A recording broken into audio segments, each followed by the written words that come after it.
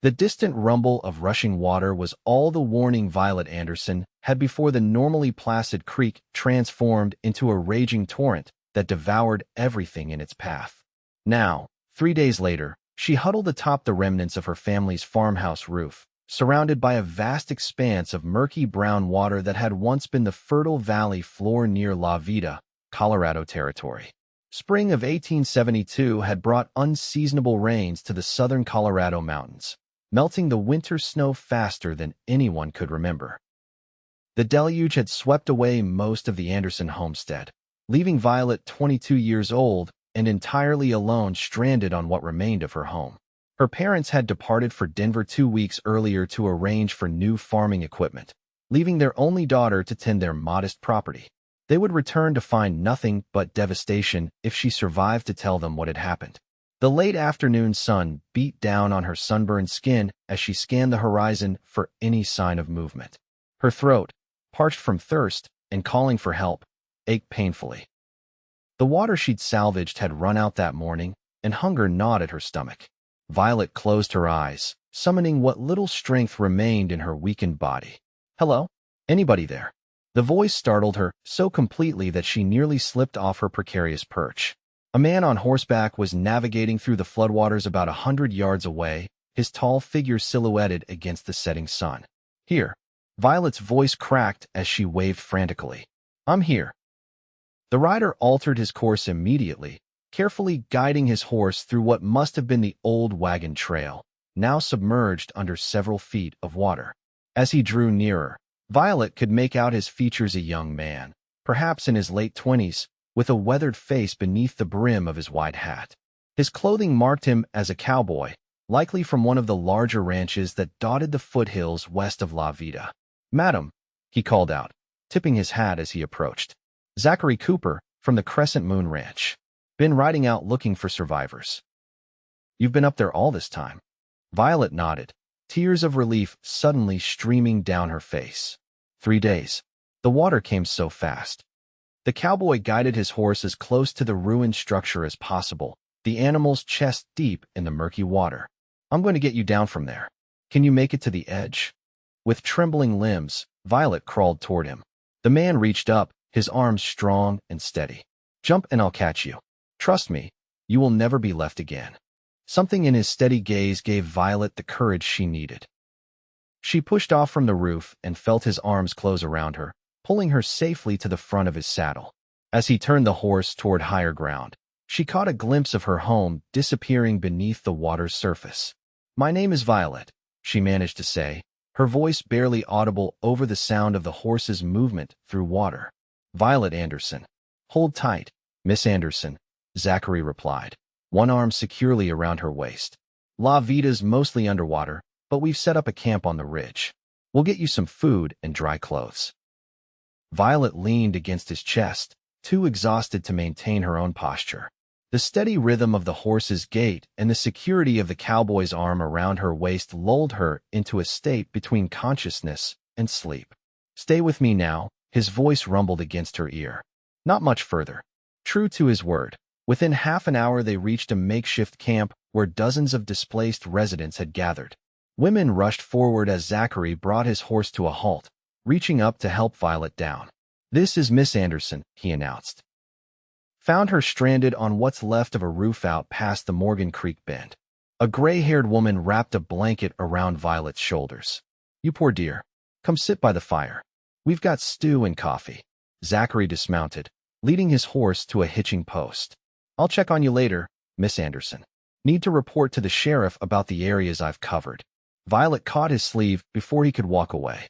"Thank you, Mr. Cooper. I would have died out there without you." His eyes softened as he looked down at her. "Just doing what needed doing. Rest now." As Violet was guided toward the camp's central fire, she glanced back to see Zachary watching her, a strange expression on his face before he turned away. The next morning dawned clear, the first sunshine without rain in over a week. Violet awakened on a makeshift pallet inside one of the larger tents, surrounded by other women and children. Someone had provided her with a simple dress and boots, both slightly too large but clean and dry. She made her way outside, blinking in the bright light. The camp had been established on a ridge overlooking what had once been the main street of La Vida. Now only rooftops and the upper stories of the tallest buildings were visible above the floodwaters. Miss Anderson. She turned to find Zachary approaching, leading his horse. He looked as though he hadn't slept, his face stubbled with beard growth and dark circles beneath his eyes. Mr. Cooper, she acknowledged. Have you been out all night? He nodded. Found 3 more families stranded on higher ground west of here. Everyone's safe now. He paused. I'm heading back out to your property. Thought you might want to come along, see if anything can be salvaged. Violet's heart leaped at the possibility. Yes, please. I should at least try to find my parents' documents. The deed to the land, if nothing else. Zachary helped her mount his horse before swinging up behind her. As they rode toward the flooded valley, he explained how the unusual spring had created perfect conditions for the disaster. Heavy mountain snow followed by warm rain had sent walls of water cascading down every ravine and creek. Your place was hit bad because it sits at the junction of 2 creeks, he explained. But the water's already dropping. Another week and most of the valley will be clear, though the mud will remain for months. When they reached what remained of the Anderson homestead, Violet was shocked by the devastation. Only part of the house still stood, its timber frame exposed like the ribs of some great beast. The barn and outbuildings were completely gone. Zachary tied his horse to a tree on higher ground and helped Violet navigate through knee-deep water to what remained of the house. Together, they sifted through the mud and debris, salvaging what few items remained intact. In a miracle that brought tears to Violet's eyes, they discovered the family Bible and deed box, protected inside a partially collapsed chest. My father always said this box was waterproof, she explained, wiping mud from its brass fittings. He built it himself after losing important papers in a leak years ago. As Zachary helped her examine the contents, their hands occasionally brushed, sending an unexpected warmth through Violet despite the cool mud surrounding them. Where will you go now? He asked as they gathered the few salvageable possessions: the deed box, some kitchen implements, a sodden quilt that might be saved. Violet stared across the expanse of water. My parents won't be back from Denver for at least another week. I suppose I'll stay at the camp until then. Zachary hesitated, then straightened his shoulders as if coming to a decision. Miss Anderson, the crescent moon is about 10 miles west, up in the foothills. Mrs. Harrington, our cook and housekeeper, could use help with the hands coming in for spring roundup. It would be honest work, with pay and a dry place to sleep until your folks return. Violet studied him, noticing for the first time the clear blue of his eyes against his sun-darkened skin. Why would you do this for me? You don't know anything about me. I know you survived 3 days on a rooftop without giving up, he replied simply. Shows grit. And the ranch could use an extra pair of hands right now. That evening, after returning to the camp and discussing the offer with the sheriff's wife for propriety's sake, Violet found herself riding beside Zachary toward the Crescent Moon Ranch. As the valley gave way to rolling foothills covered in pine and spruce, she felt a curious mixture of anxiety and anticipation. The ranch belongs to Jacob and Margaret Thompson, Zachary explained as they rode. Good people. I've been their foreman for 5 years now. They treat their hands fair, and Mrs. Thompson runs a tight house. And what will Mrs. Thompson think of you bringing a strange woman to her doorstep? Violet asked. Zachary's mouth quirked up at one corner. She'll likely thank me. Been telling me for months she needs more help with all the men to feed. The Crescent Moon Ranch spread across a wide, sheltered valley, its buildings clustered near a clear running stream. The main house was substantial 2 stories of solid timber construction with a broad porch. Nearby stood a bunkhouse, barn, corrals, and various outbuildings that spoke of a prosperous operation. Mrs. Thompson proved to be exactly as Zachary had described, a practical, no-nonsense woman in her 50s who welcomed Violet with surprising warmth. Lord knows we need the help, she declared after hearing Violet's story. Can you cook? Yes, madam. My mother made sure of that. Can you mend? I can, though I'm better with baking than stitchery. Mrs. Thompson nodded approvingly. You'll do fine. I'll show you where you'll sleep. Zachary tipped his hat to both women. I'll leave you in good hands, Miss Anderson. Need to check the north pasture before dark. As he turned to go, Violet called after him, Mr. Cooper. When he looked back, She continued softly, "Thank you. For everything." He nodded once, a slight smile touching his lips before he strode toward the corral. Violet settled quickly into life at the Crescent Moon. Mrs. Thompson proved to be an excellent teacher, showing her the rhythms of feeding 20 hungry cowboys 3 meals a day. The work was hard but satisfying, and the security of dry walls and a warm bed made even the longest days worthwhile. She saw Zachary daily, though their interactions were brief, a nod at breakfast as he collected coffee for himself and the early riders, a murmured thanks when she handed him a plate at dinner. She found herself watching for him, noticing how the other hands deferred to his quiet authority, how he always had a kind word for the youngest ranch hand, a boy of no more than 16. A week after her arrival, Violet was hanging laundry behind the main house when Zachary approached leading a fine bay mare. "Thought you might like to ride out to the North Meadow," he said without preamble. "The wildflowers are coming out after all that rain. It's quite a sight." Violet glanced at the half-empty laundry basket. "I should finish my chores. Already spoke to Mrs. Thompson. She says you've worked harder than 2 women this week and deserve an afternoon off." Something in his expression, hopeful yet hesitant, made Violet's decision for her. "I'll get my hat." The North Meadow proved to be everything Zachary had promised. Sheltered from the worst of the flood by surrounding hills, it was carpeted with blue lupins and yellow sunflowers, their bright colors vibrant against the green grass. They dismounted by a small stream, letting the horses drink while they sat on sun-warmed rocks. "I never thank you properly," Violet said after a comfortable silence. "Not just for rescuing me, but for bringing me here. For your kindness." Zachary plucked a stem of grass, twirling it between his fingers. "No need for thanks. Anyone would have done the same." "No," Violet disagreed gently. "Not everyone would have searched for survivors for days. Not everyone would have offered a stranger employment and shelter." He looked at her then, his blue eyes serious. "I've been riding this country for 8 years, Miss Anderson. Seen my share of hardship and how people face it. Some break, some endure, and some rare ones find strength in the breaking." He paused. "You're one of the rare ones."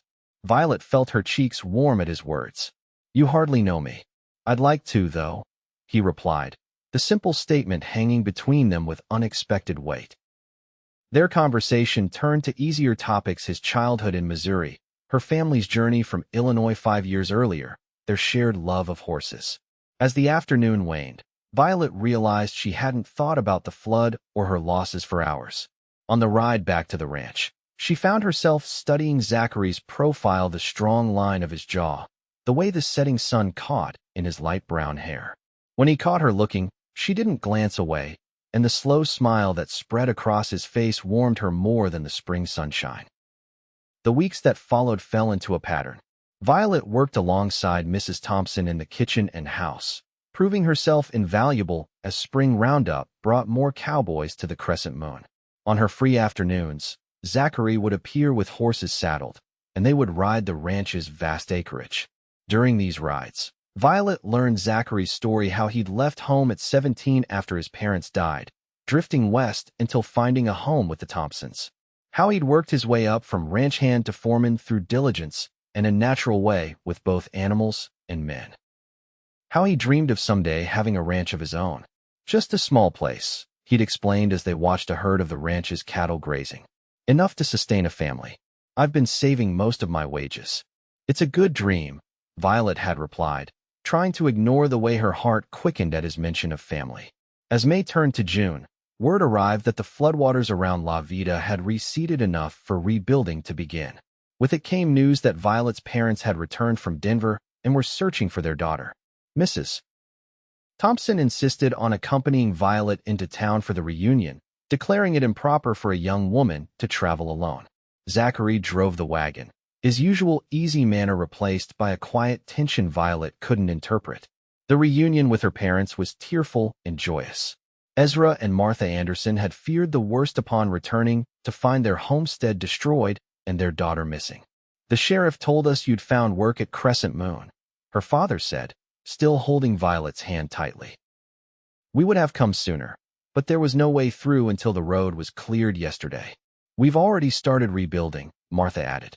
"Your father salvaged enough timber to frame a new cabin. It's smaller, but it will do until we can afford better." As her parents expressed their gratitude to Mrs. Thompson and Zachary, Violet felt a strange hollowness forming in her chest. She should be overjoyed at the prospect of returning to her family, helping them rebuild their life. Instead, she found herself watching Zachary, memorizing the way he stood, hat in hand, responding respectfully to her father's questions. "You must stay for dinner," Martha insisted to Mrs. Thompson. "It's the least we can do to thank you for employing our daughter."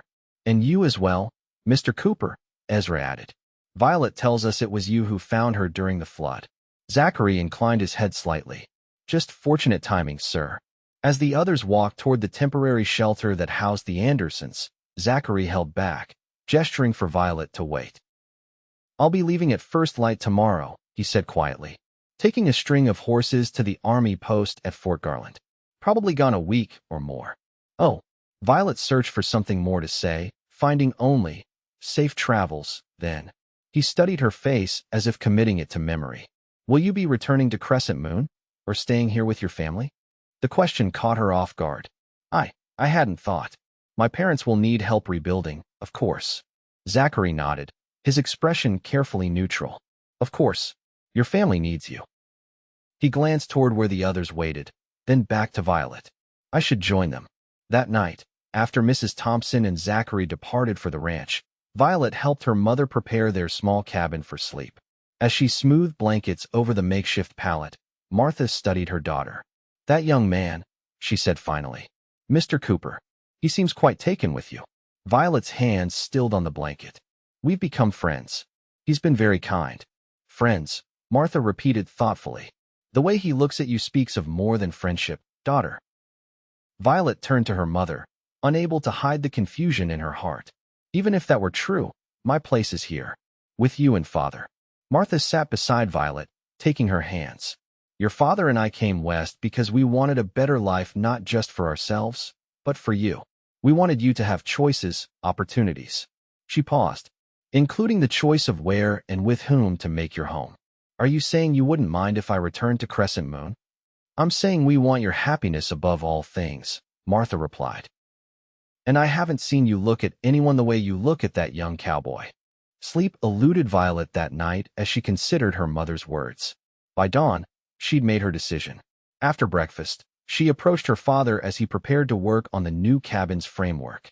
"Father, I'd like to return to Crescent Moon," she said directly. "Mrs. Thompson needs help, especially with Zachary away delivering horses." Ezra studied his daughter's face. "And when he returns, what then?" Violet met her father's gaze steadily. "I don't know, but I'd like the chance to find out." Her father nodded slowly. "Your mother said you might feel this way." He sighed. "You're a grown woman, Violet. If this is what you want, you have our blessing. But I'd like to speak with Mr. Cooper myself when he returns." 2 days later, Violet was back at Crescent Moon, welcomed warmly by Mrs. Thompson. She threw herself into her duties, trying not to count the days until Zachary's expected return. 5 days after her return, as Violet was gathering eggs from the henhouse, she heard hoofbeats in the yard. Stepping outside, she saw Zachary dismounting, surrounded by ranch hands welcoming him home. He looked trail-worn and dusty, his face sporting several days' growth of beard. When he spotted Violet by the henhouse, he froze momentarily before handing his horse's reins to another cowboy and striding toward her. "You came back," he said simply. Violet nodded, suddenly shy. Mrs. Thompson needed help.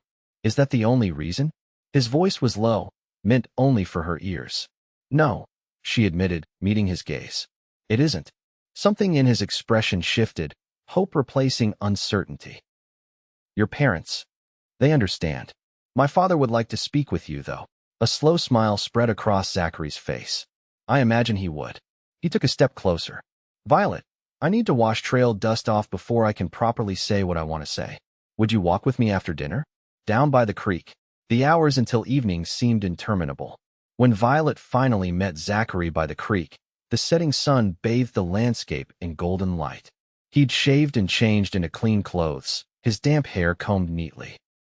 "I've been practicing what to say for miles," he began, standing before her. "Had it all worked out. But now that you're here, words seem inadequate."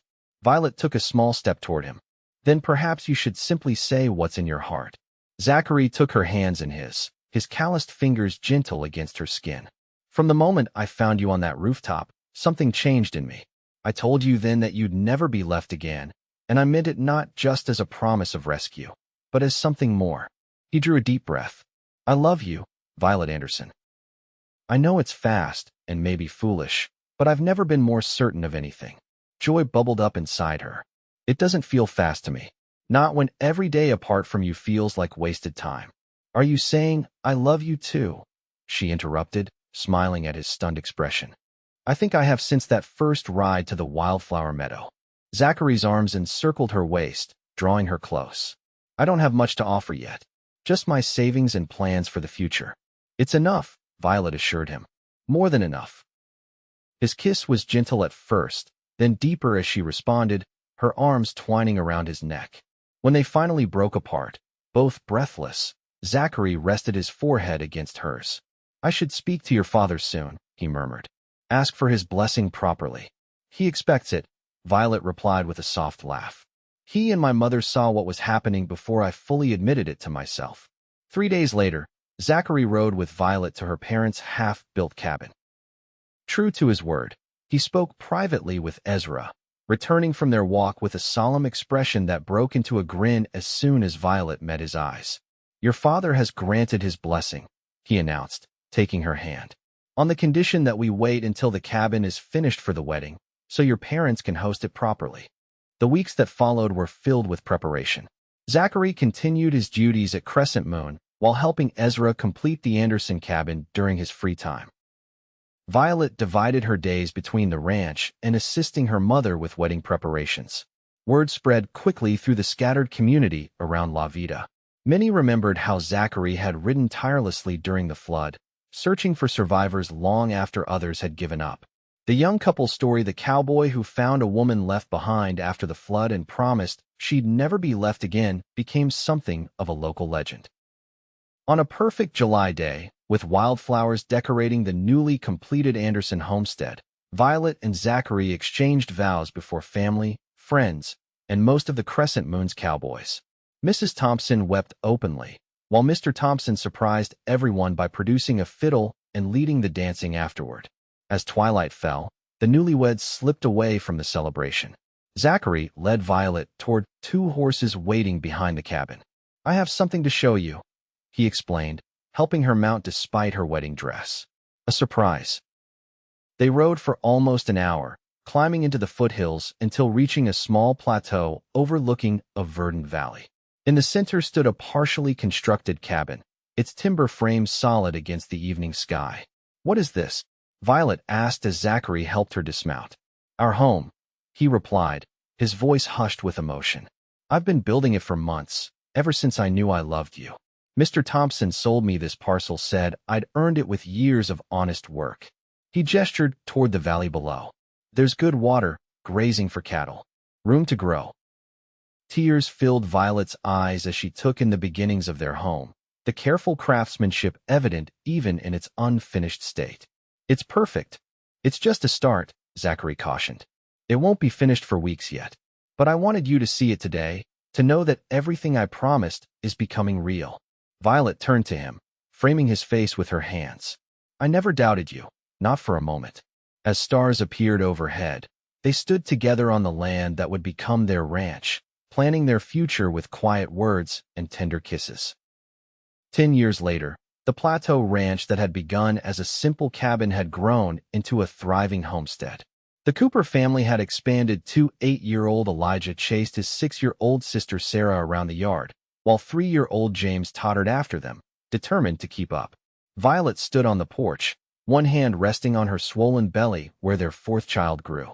From this vantage point, she could see Zachary riding in from checking the spring calves, his familiar figure as dear to her as ever. As he approached, the children abandoned their game to race toward their father. Zachary dismounted in one fluid motion, scooping James up with one arm, while ruffling Elijah's hair with his free hand. How are my cowboys and my princess today? He asked, making his way to the porch with the children dancing around him. And how is my beautiful wife? He added softly, leaning to kiss Violet. Growing more beautiful by the day, she replied, patting her rounded middle. Your son or daughter has been particularly active this afternoon. Zachary set James down and placed a gentle hand on her belly, wonder spreading across his face as he felt the baby kick. Strong, like their mother. Violet covered his hand with hers. Do you ever think about it? The flood. Sometimes, he admitted. Not the destruction so much as what came of it. His gaze moved from their children to the prosperous ranch around them. How something so terrible led to everything good in my life. Mine too, Violet agreed, leaning against his shoulder. Later that night, after the children were asleep, Zachary and Violet sat on their porch swing, watching stars appear above the valley that had become their kingdom. I've been thinking, Zachary said, his arm warm around her shoulders. After the baby comes and you're strong again, we should visit that meadow where we first rode together. Take a family picnic. Violet smiled at the thought. The children would love that. Elijah's been begging to see more wildflowers for his collection. It's where I first knew for certain, Zachary said softly. Sitting beside that stream, watching you laugh at some foolish story I told, that's when I knew I wanted to build a life with you. And you have, Violet replied, nestling closer to him. A wonderful life. Better than any dream I ever had, he agreed, brushing a kiss against her temple. And it all began with a promise I intend to keep for the rest of our days. What promise was that? Violet asked, though she already knew the answer. Zachary's voice was husky with emotion as he repeated the words he'd spoken on that fateful day 10 years earlier, that you'll never be left again. As the moon rose over their valley, the promise hung in the air between them, not just words, but a reality built through years of love, hard work, and unshakable faith in each other. The flood that had threatened to take everything from Violet had instead given her everything she'd never known to want: a true partner, a loving family, and a home built on the foundation of a cowboy's promise kept through all the seasons of their life together.